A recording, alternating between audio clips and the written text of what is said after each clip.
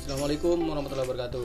Hari ini kita akan melanjutkan pelajaran ilmu pengetahuan sosial tema 4 subtema 2 kerjasama di lingkup Asia. Kabarnya anak-anak? Itu baik semua. Yuk kita mulai pelajaran kita. Kerjasama bidang ekonomi, perdagangan bebas tingkat global. Kesepakatan internasional tentang perdagangan yaitu contohnya GATT ditandatangani bulan April 1994 di Marrakesh, Maroko. Merupakan suatu kumpulan aturan internasional yang mengatur perilaku perdagangan antar pemerintah. Selain itu, GATT juga sebagai pengadilan untuk menyelesaikan sengketa perdagangan internasional.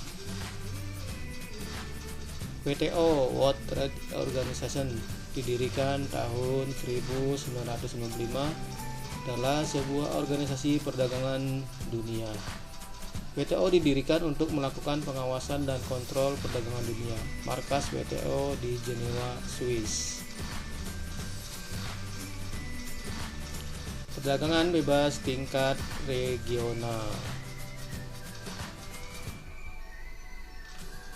NAFTA antara Amerika Serikat dan Meksiko, kawasan Amerika Utara. AFTA atau kawasan perdagangan bebas ASEAN dibentuk waktu KTT ASEAN keempat di Singapura tahun 1992. AFTA merupakan wujud dari kesepakatan negara-negara ASEAN untuk membentuk suatu kawasan perdagangan bebas dalam rangka meningkatkan daya saing ekonomi kawasan regional. APEC adalah kerjasama ekonomi antar negara-negara Asia Pasifik dan merupakan forum konsultasi antar negara di kawasan Asia Pasifik, berdiri bulan November 1989. APEC didirikan dengan tujuan menjadi tempat usaha negara maju untuk membantu negara yang sedang berkembang. B. Meningkatkan perdagangan dan investasi antar anggota. C. Menjalankan kebijakan ekonomi yang sehat dengan tingkat inflasi rendah. D. Mengurangi atau mengatasi perselisihan atau sengketa ekonomi perdagangan. E. Memacu peranan pihak swasta untuk berperan dalam dunia usaha.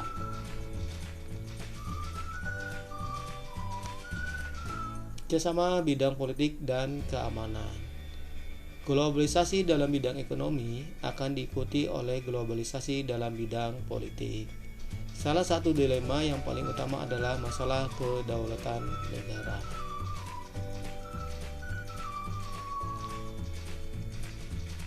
Indonesia turut memberi andil dalam bidang politik global. Manusia terlihat dari keterlibatannya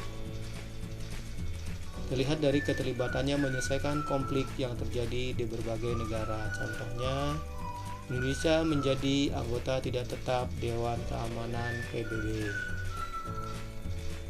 Yang kedua, mengirimkan kontingen Garuda. Indonesia berperan sebagai bagian dari pasukan perdamaian PBB. Peran Indonesia dalam konflik internasional. Contohnya konflik di Timur Tengah. B. Krisis atau konflik di Myanmar. Bentuk kerjasama ASEAN di bidang politik. Pembentukan Masyarakat Politik Keamanan ASEAN atau APSC. Peran Indonesia untuk masyarakat politik keamanan ASEAN. Kemudian yang kedua, pertemuan rutin Menteri Pertahanan negara-negara ASEAN. Yang ketiga, perjanjian kawasan damai bebas dan netral. Yang keempat, perjanjian ekstradisi ASEAN. Yang kelima, perjanjian negara bebas nuklir. Keenam, pengiriman duta besar dan konsulat. ASEAN memiliki banyak pilar kerjasama. Salah satunya di bidang politik, yaitu ASEAN Political Security Community atau APSC atau Masyarakat Politik Keamanan ASEAN. Latar belakang dibentuknya APSC karena setiap negara anggota ASEAN memiliki sistem pemerintahan dan kehidupan politik yang berbeda. Pembentukan APSC bertujuan untuk mempercepat kerjasama di bidang politik dan keamanan di ASEAN, serta mewujudkan perdamaian antar anggota ASEAN dan dunia. Bentuk-bentuk kerjasama. Yang ke-1, kerjasama bilateral.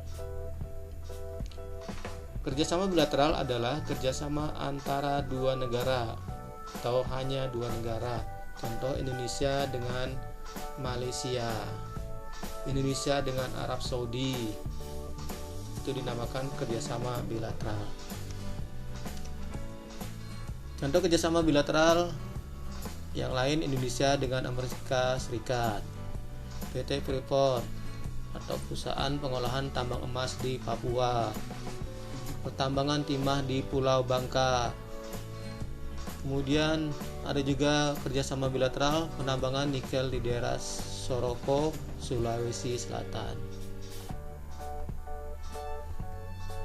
Kerjasama regional.